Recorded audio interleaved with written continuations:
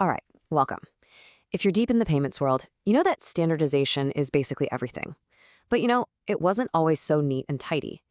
Today, we're going to dig into something really fascinating, a real quirk of financial history. We're talking about the absolute wild west of German bank account validation, way back before the IBAN. So, it really boils down to this question, doesn't it? One country, one standard, right? I mean, you'd think so. For an economy as big as Germany, you would just assume there's one single unified way to check if a bank account number is good. Well, as you're about to find out, the reality was way, way more complicated than that. Okay, so here's how we're going to break it down. First, we'll look at the universal standard we all know, the IBAN, to set the stage. Then, we're diving straight into Germany's historical labyrinth of validation methods. We'll get into the nitty-gritty, compare the two approaches, and wrap up with why any of this still actually matters today. Okay, so to really appreciate how complex the old way was, we've got to have a starting point. Let's begin with the elegant, simple standard that we all use now, the IBAN. So, what's the big deal with the IBAN Check Digit? It's all about one thing: consistency. It's beautiful, really. It doesn't matter if your bank is in Frankfurt, Paris, or Rome, the validation check uses the exact same math. One single international algorithm, Mod 97-10. One formula for everybody. It's clean, it's efficient, it's predictable. So remember that. That's our gold standard. Okay, now let's flip the coin and contrast that beautiful simplicity. We're heading back in time, before SEPA, to see how Germany used to do things. And let me tell you, validating a simple domestic account number, well, it was like trying to navigate a maze blindfolded. And here's the key word you really need to remember: decentralized. There was no single rulebook from the top. Nope. Instead, you had all these different banks and banking groups making up their own validation methods over decades. And the Deutsche Bundesbank's job? They basically just kept a list of them all. They didn't invent the rules, they just cataloged the chaos. And this is where it gets just mind-boggling. We're not talking about, a handful of different ways to do things. No. We are talking about over 70 unique, documented procedures for checking a bank account number, all of them being used at the same time in the same country. Just let that sink in for a second. So you're probably wondering, how on earth did any payment system know which of the 70-plus rulebooks to use?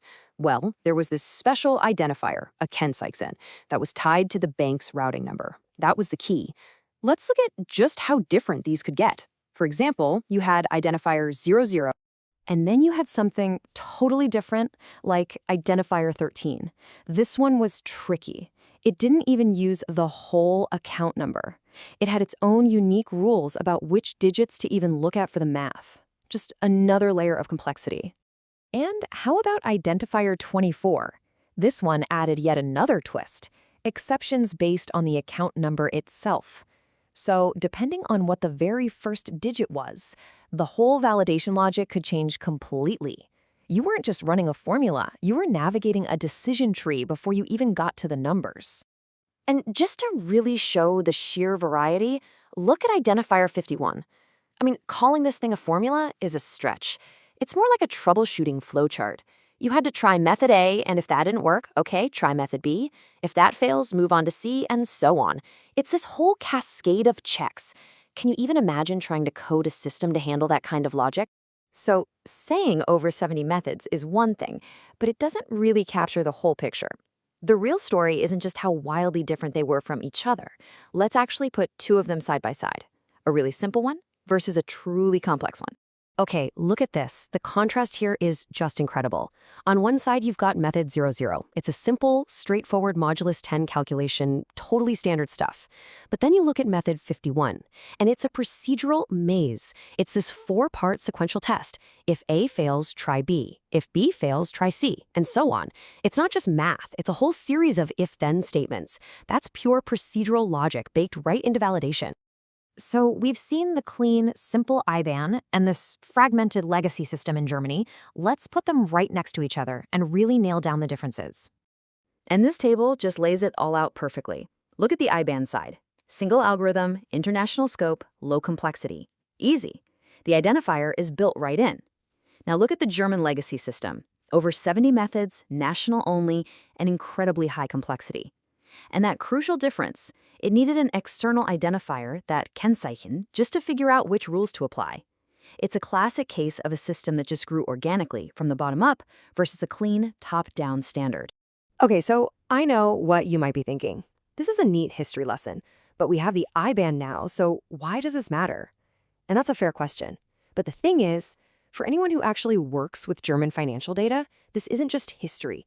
It has real practical implications, even today. Think about it. If you're doing a system migration and dealing with legacy data, you can't just slap an IBAN rule on it. You have to know which of those 70-plus methods to use. Or what if you're troubleshooting an issue with an old account that hasn't been touched in years? Yep, you gotta go back to the old rules. And for anyone who works on core banking systems built back then, this logic is baked right into the architecture. It's in the system's DNA. And of course, if you're doing any kind of data analytics on historical records, you absolutely need this context. It really gives you a huge appreciation for just how much simplification SEPA brought to the table. And that really brings us to our final thought here. As we're all busy building the future of payments with open banking, APIs, instant payments, all of it, what lessons can we learn from this? This whole German saga is a powerful case study. It's a huge reminder of just how valuable it is to set clear, simple standards right from the start. And it shows the kind of long-lasting technical debt you create when you let complexity just grow and grow unchecked. Something to think about. Thanks for joining me.